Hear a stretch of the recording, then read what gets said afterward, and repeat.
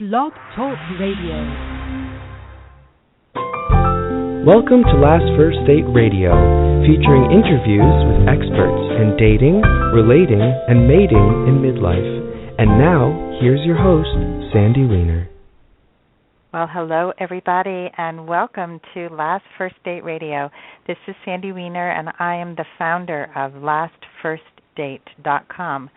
I am the dating and relationship and communication coach for women over 40 who want to finally attract and sustain a lasting, loving relationship. We have a fabulous show coming up for you today. I'm going to be speaking with Dr. Margot Brown about practical ways that you can improve your relationship and how to know when it's also time to just move on, because sometimes you can't fix the relationship that you have. She has some great tips for you, and that's going to come up in just a moment. And I just want to say that as a dating coach, it's my mission to help women over 40 recognize the qualities of a good man and learn the relationship skills that it takes to make love last. Many people don't realize that there are skills involved in having relationships work. You have to nurture relationships, and some of those relationship skills are better communication skills. Some of them are, as Dr. Brown is going to share with us, knowing when to communicate, how much time can pass before you should let something go. Some things like that. She has something called the 72-hour rule, which we're going to talk about in just a few moments. And most women who come to me for support are amazing mothers. They're successful in the workforce, and they have challenges in attracting and sustaining a relationship with a quality guy. And part of the reason that I have seen, one of the mistakes that I see come up over and over again, is that there's a certain guardedness that happens over time, and also a certain energy that these women often bring to dating. And it's the same energy that they brought to their workforce that helps them succeed at work. And if you're bringing that competitive edge and that kind of fighting right or wrong kind of energy, you may not even be realizing it, but you may be turning off the very same men that you want to attract. So mistakes like this can really sabotage your dating success, and I want you to have success. So what I've done is created a free guide to help you understand the top mistakes that midlife daters make and how you can turn them around to find love now. And this guide is for men or women. And I actually, once you get the guide, you're going to also get tons of other free tips about the most common complaint that men make about dating at this age, and the most common complaint that women have, and the secret words that will change your dating life forever. So I would love for you to have a copy. And all you have to do is go to lastfirstdate.com and sign up on my homepage, because I want you to go on your last first date. Today's show is sponsored by Audible.com, a leading provider of spoken audio entertainment and information. You can listen to audiobooks whenever and wherever you like, even in your car, when you're working out. Audiobooks are fabulous, and Audible is one of the best. So you'll get a free book when you sign up for your 30-day free trial at audibletrial.com/lastfirstdate. That's audibletrial.com/lastfirstdate. And now I'd like to introduce our special guest for today. Her name is Dr. Margaret Brown. She is a licensed marriage family therapist, and she has counseled and helped thousands of people improve their relationships and save their marriages. She has written for the Family Psychologist and the American Journal of Family Therapy, and for the past year and a half, she's worked as Director of Psychological Health for Magellan Health Incorporated as a civilian contractor for the U.S. Army Reserve. She's also a member of the American Association of Marriage and Family Therapists and Employee Assistance Professional Association. That's a mouthful.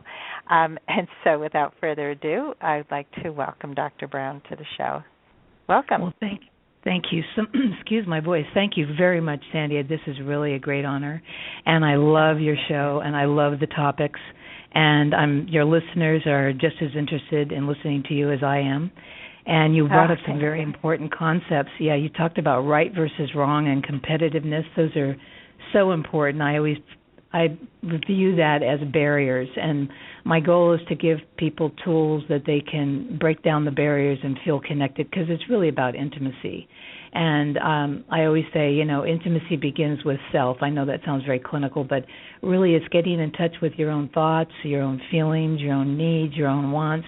And when you can figure that out, then you turn to your partner and say, I'm thinking this, I'm feeling this, how do you feel about what I just said? What do you think I just said? And asking for what you need, which is a huge risk. People aren't talking to each other. They're not asking for what they need. And when you ask, you may not get the answer you like, but nobody's going to know it unless you open your mouth and say it. So it's a huge journey in communication. So important. And you bring up so many important points. And I coach women who are dating again, usually after divorce, and often they are also sort of, I get a lot of introverted women, women who were not used to really bringing their whole self out, especially in the beginning. Like they're a little bit shy about really showing up and saying what they want and need, because it feels hard and it feels vulnerable. And so one of the things I guide them to do is to bring things up. And so I'll give you an example. I would love to hear your thoughts on this. But there's a woman who's she met a man who she met through friends, and now they're going to go on a cycling trip where they're staying in separate hotel rooms, but they're going to be together for 3 days, which is pretty intense at the very beginning of figuring out if they even want to, be in a relationship. They're at that very early stage. Mm-hmm. So one of the things I suggested, she had a lot of fears about what could happen, and oh my God, and what happens if I need some space. And I said it would be really important to bring up sort of your own operating manual. I believe that people have, like, how do I operate best and how to communicate that. Yeah. So I said, you're an introvert, so I think it would be really important for you, before you even get started, to just have this conversation of, like, let's talk about, we're going to spend 3 days together, we barely know each other, and let's talk about some things that might come up that, might be a problem for us. So, is that okay with you? And then for her to say, sometimes I get overwhelmed when I'm with someone for too long a period of time, so I may need some downtime. I might need to take an hour to go read, or 2 hours, or whatever it is that she needs. But to just put it on the table, like, how many people don't do that? So everybody. What would you say? Any right. So any suggestions that you might have for people who are just meeting, like how to make it easier to communicate things like that? Sometimes it's when you're first meeting each other, and for those that are divorced, they know that oftentimes in a long relationship, it can be the same issue. It's like we stop showing up. But most definitely, it could even start off with something like, this is really hard for me to say. I feel kind of awkward, but I need to tell you blah, blah, blah. So it's really kind of processing it out loud as you say it.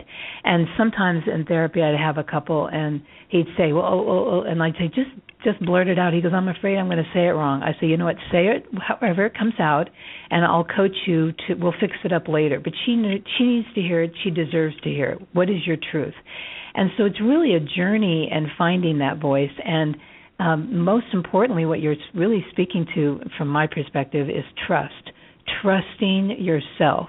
You know what didn't go right. You know how you co-contributed to a relationship, because it always takes two, and it didn't, fall out the way you wanted it to. And this is a chance to really not repeat those patterns.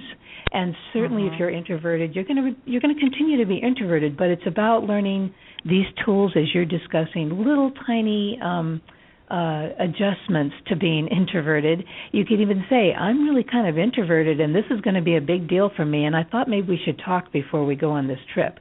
And that is so important. You'd be amazed. You talk to couples, and they didn't talk before they had the baby. They didn't talk before they moved out of state, and he said yes to the VP job but didn't discuss it with her. I mean, there's all these problems, and so much of it is we want to be included. And so when you say, I feel, awkward or nervous, I bet you anything, the guy is feeling awkward and nervous too, and so grateful that you have a powerful, beautiful voice to speak your truth. And what it'll do is calm both of you very quickly because he'll feel connected to you because you're both on the same page emotionally. He might be displaying it differently, but believe me, he's on the same page. I love that. I love just the vulnerability of saying, this is hard for me, or I feel awkward, because right away you put somebody else at ease because you're not trying to appear braver than you are. I think this was like one of my biggest issues was I thought I had to have it all together all the time, and I prevented many things from happening in my life because I didn't want to get them wrong, and I think this is common. That need to be perfect at everything and not to show that we actually make mistakes. And absolutely. But when you share that it's not easy, you give the other person permission to also be vulnerable and say that it's not easy for them. And I think that's just a great way to build trust in the other, in each other. But another thing is, like, this is what, sort of to back up for a minute, it's you talk about how it's essential to clarify your own needs first, your own needs, wants, and desires. And a lot of people have no clue. And I find that, like, one of the first things that I studied was communication skills when I became a dating coach. And really identifying what's alive for you. Most people will say things like, when I say, how do you feel about that? They'll say, I feel that he did something wrong. That's it's not a feeling. It's an observation. So how can you suggest that people start getting in touch with their own feelings, wants, and needs? Oh, that's great. Because it is a journey in discovery, and it doesn't have to be overwhelming or a big thing.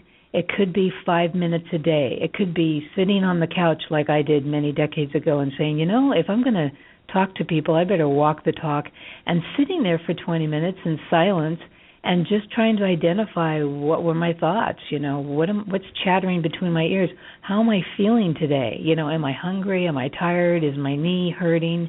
What's going on for me physically, emotionally, in my thoughts?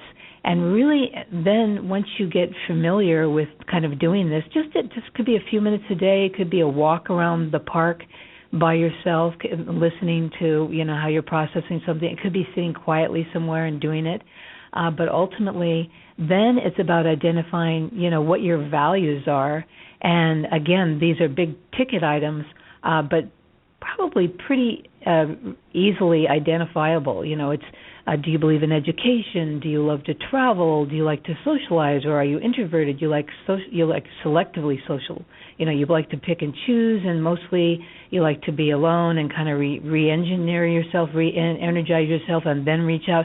What are your likes and dislikes? You love going to cocktail parties. You'd rather read a book in front of the fireplace with your partner. Knowing what your values are in terms of what really stimulates you intellectually and emotionally and spiritually and physically.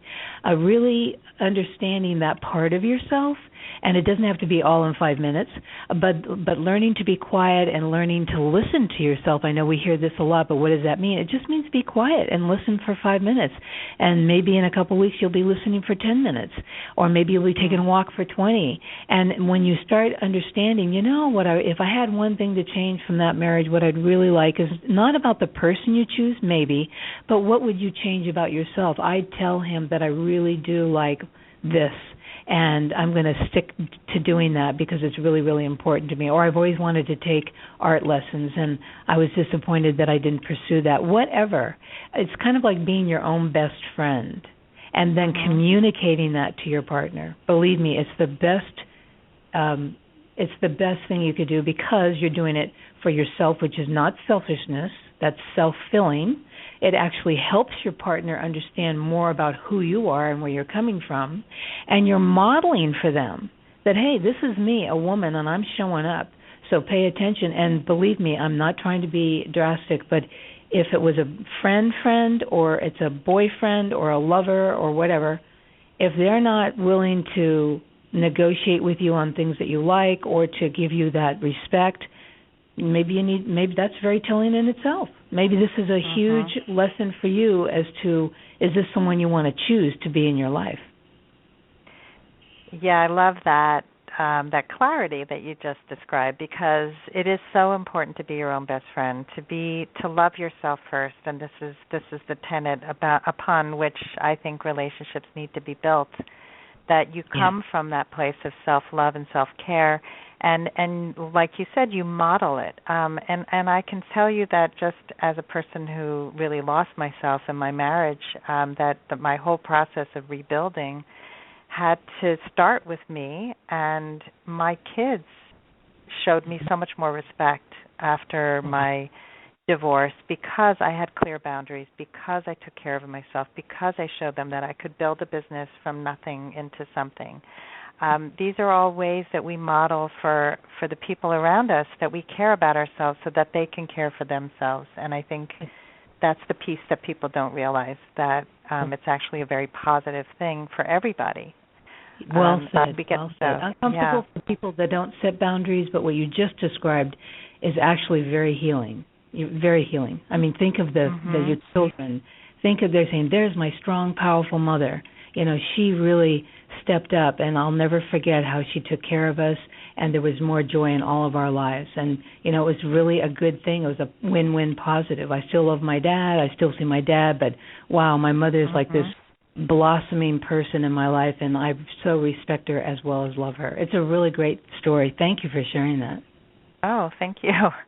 And it was, of course, was my biggest fear in breaking the marriage up was what will happen to my children. I think that is something that people struggle with, and they often stay in these toxic or stale relationships because of that fear.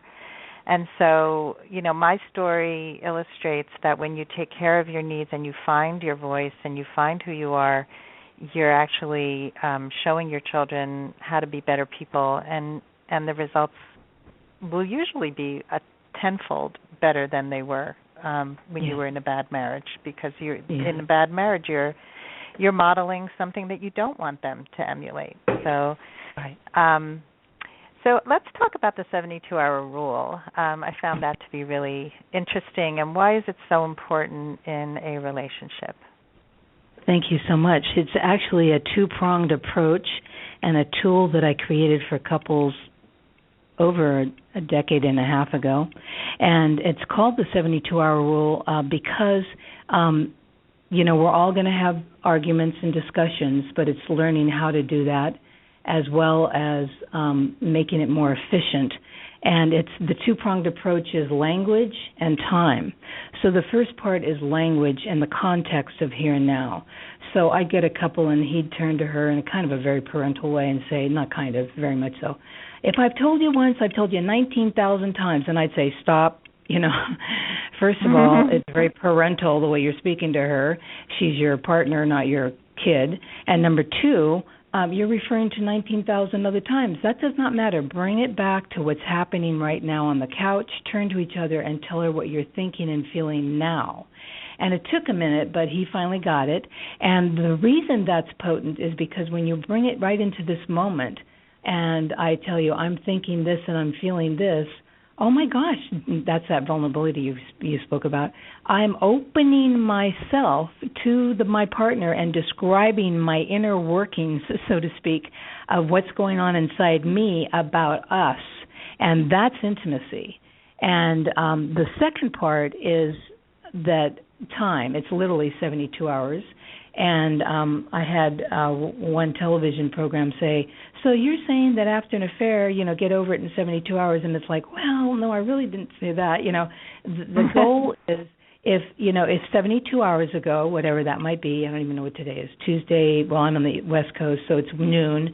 So let's just say it was Sunday morning and my husband did something that upset me. I could stew in it. But ultimately, if it's really that much of a bother for me, I need to say something and get it out. If not, then I need to let it go. So it's not about I'm not going to say anything within 72 hours, but I'm still stewing on it. If you cannot truly let it float away and release it, then you need to bring it up. And oftentimes in my life, you bring it up and then you feel ridiculous, like, oh, wow, how silly was that? But it's a good thing that I got it up. So the 72 hours rule is really about keeping it current and keeping it fresh. It's what I used to tell couples, it's not adding to the dust underneath the carpet, because pretty soon the carpet has this big mound and then you're looking over the big hump of the carpet. It's almost as big as where I'm standing, and saying, how's the weather over there? I mean, there's a big wall between us because we keep stuffing things. So by keeping it fresh, you learn to manage it and let it go, or you bring it up and say, Sunday morning when you did that, I was really kind of hurt at the time, but the more I think about it, I'm kind of agitated, and I need to tell you. And then you can have a dialogue, because there's nothing worse than, and I've had so many couples, 2 months ago, and I had one couple 22 years ago. They used the whole hour to scream and yell about 22 hours ago. I stopped that. And, so it was such a blame game. So really the 72-hour rules allows you to keep it current. With respect to affairs, I will just say that because I mentioned it, you would never use that, like get over it in 72 hours. The couple has to move past the crisis point and then be able to, when they're on the healing mend in terms of starting to forgive each other, maybe going to therapy, individual or couples, they're starting to talk, they know the details of the affair, they're making efforts to move forward, then they can start implementing the 72-hour rule to learn how to manage the now. And once you do that, every couple I've worked with is able to take it to a much deeper level. And when you've managed that and you don't have arguments because you are in the here and the now, you are checking in with each other, you're keeping everything, current, then they're able to talk about that thing that happened 5 years ago that they've never spoken about, and there's lots of resentment and hurt. And so they talk about, when that happened, I felt this way, and it feels kind of weird talking to you now, but I feel so glad that we're talking about it, and I thank you for not getting angry because I'm really glad that we're speaking about it out loud. And that is a beautiful journey towards healing. Yeah, I mean, you can't cover that whole topic in 5 minutes, but it is. But I'm glad you brought it up because I think that there are couples who heal from infidelity, and infidelity is almost never about just the partner that they've cheated with. It's indicative of other issues and a disconnect and lack of communication and not feeling that they are understood and loved for who they are. And I mean, it's complicated. Yeah.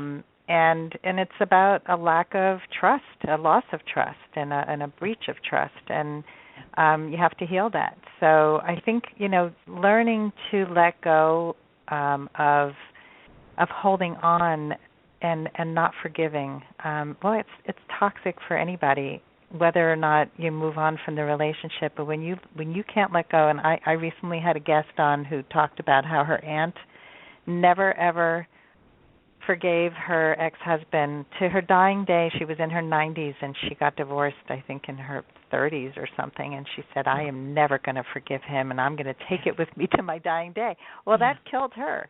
I mean, that was bad for her. And so, I think we really need to see what the toll is that it takes on us. But also that history thing is so bad, and any conversation you have bringing history into it, and I'll say, when you're talking to your children and you say things like, you never do this, you're so lazy, you never take out the garbage, any of those always, never, absolutes, all those really bad ways of communicating with anybody. And so when you get used to being more clear, more to the point, more timely, you're going to have better relationships with everybody in your life, right? Well said. Well said. And, I think we're socialized that we say you this, you that, and we think that saying I is a selfish thing. Oh, they're narcissists, those labels get thrown around. There is a thing called narcissism for sure.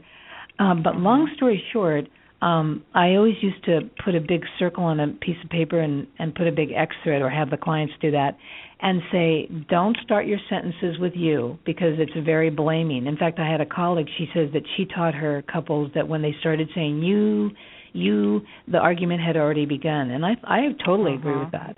And so the key is the pronoun I, but we think, oh, that's so selfish. I don't deserve that. I shouldn't do that. It's like I think, I feel, I need, I want, I hope, I fear, anything with I. And, so when this happens, I feel this, not, embedded you, like when this happens, you do this and you make me feel this way. Nobody makes you feel any way. You choose that response. So it's owning your part of it, but understanding that you can cope in a different way. And I know that sounds so academic, but long story short is just continue to get in touch with what's going on for you and learn to, or start practicing. Practice in front of the bathroom mirror. I need this. I think this. I feel this. And having your partner say, what did you hear me say? That's called a check-in. And then they tell you what a joy it is to have you speak up for yourself, and they had no idea you wanted that. And they might say, I'm more than happy to do that, or I'm not going to do that. Or they might say, well, let me think about it. But at least they know what you're needing and wanting. Well, so the I statements are really about taking responsibility and not blaming. I mean, I think that one of the grown-up things that we do, hopefully, when we reach this age is that we assume responsibility for our share in whatever it is that happens. And so, that takes some maturity, and it also takes some ability to process and process your own emotions, like you said before, to sit with them and understand what it is that's going on for you, because otherwise you're just responding, you're reacting, and then you're disconnecting from the person that you really want to connect with. That's right, and that's exactly the opposite of what we want, and that takes courage. Exactly. So I remember one couple that I said, so why are we here? Typical therapist. So why are we here today? And the long story short, he said, well, we're here because I did blah blah blah, and he just completely delineated his part of it. And I said, well, I was like really happy. I thought, oh my God, this is wonderful, because this guy is owning it. And I thought that's the first step. And they never even blamed each other in that session. She owned her part, he owned his part. Wow. We processed it and dissected it together. It was so productive. And it's really not that hard of a thing to do. You just got to kind of suck it up and say it and say, this is what I did, and it was, I acted poorly, or I made a choice, and I want to talk about, how I could have done it better, or how I'm sorry I did it, and have that dialogue, because it does take two to tango. I know that's an old slogan, but it really is true. It's true, and I think that also that's a great illustration, and I think that also knowing what your intention is from the outset. So for some people, the intention is, I just want to get this off my chest. And that's really obvious. Like, I recently had a conversation with one of my siblings, and he just wanted to get it off his chest. And I said to him right away, do you want to have a conversation about this? Because I'm not getting that from you. Like, I'm happy to dialogue with you, but when you're just saying it the way you did, it just didn't feel connecting. And let's start over. So let's. We only have a few minutes left. I just want to talk about what kinds of signs can you talk about when it's time to actually end a relationship? Well, in the title, Kickstart Your Relationship Now, Move On or Move Out, and people say, well, what does that move on and move out? Well, move on is multidimensional. It could be that you're growing and changing. Maybe you're seeing a coach, maybe you're seeing a therapist, maybe you talk to your reverend, maybe you're reading self-help books, but you're doing a lot of growing, personal growth, and you're still in the relationship. And there's a risk in that, because as you grow and evolve and change, which we're all mandated to do from my perspective, you might be outgrowing this other person. And the biggest challenge is the love, the respect, and then hanging in there when they're not quite on the same page. So I do think patience a little bit is important, but I think so often we are so fear-driven and paralyzed, we stay in the relationship long when it's overdue.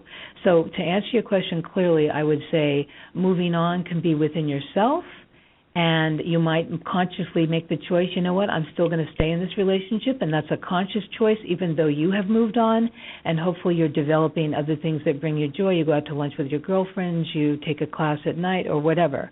It could also be moving out, and it could be that you're trying and this other person is saying, it's your fault, and you're the one that needs to go to therapy. I'm not going to go to therapy. I'd rather get divorced than go to therapy. And guess what? They do get divorced. And so when someone's not willing to get on board with you and co-participate in the growth, healing, and forgiveness, I'm not saying you must. I'm saying it's possible that it's time to move out. But be true to yourself. Be true to yourself. Yeah, so important. Well, unfortunately, we have to wrap up. I really appreciate you being on the show, Dr. Margot Brown. Kickstart your relationship now, and people can find you at 72hourrule.com. And thank you again for... Yeah, excuse me. It's actually a new website, kickstartyourrelationshipnow.com. Okay, good. All right. Well, thank you so much for being on the show today. This was a great half hour, and thank you all for listening in today, and I hope you all go on your last first date very soon. Take care now. Thank you, Sandy. Bye-bye. Bye-bye.